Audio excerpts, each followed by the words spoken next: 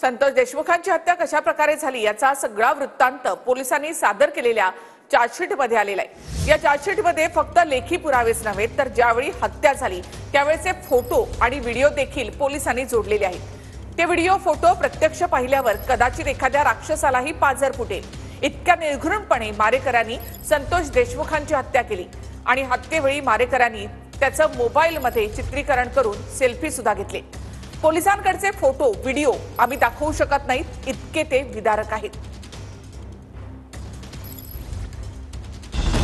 Photo क्रमांक 1, जनावराप्रमाणे मारहाणीनंतर जयराम चाटे संतोष देशमुख यांची pant काढतोय।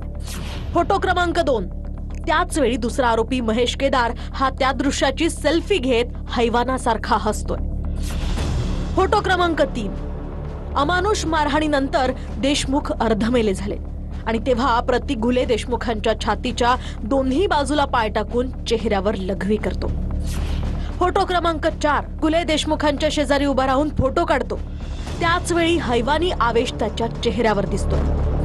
फोटो क्रमांक 5, मारेकरी जयराम चाटे हा देशमुखांच्या अंगावरील शर्ट ओरबाडून काढतो, काढलेला शर्ट हातात धरून हसतो। व्हिडिओ क्रमांक 1, मारेकरी पाईप आणि वायरनं देशमुखांवर वार करतात, लाथा बुक्क्यांनी मारहाण आणि शिवीगाळ होते। व्हिडिओ क्रमांक 2, वायरी सारख्या हत्याराचं बंडल देशमुखांच्या पाठीवर मारून वार केले जातात। व्हिडिओ क्रमांक 3, ही दृश्य पाहून जल्लाद आणि राक्षसांना सुद्धा पाझर फुटेल, पण अशा वेळी महेश केदार सारं हसत हसत शूट करतो।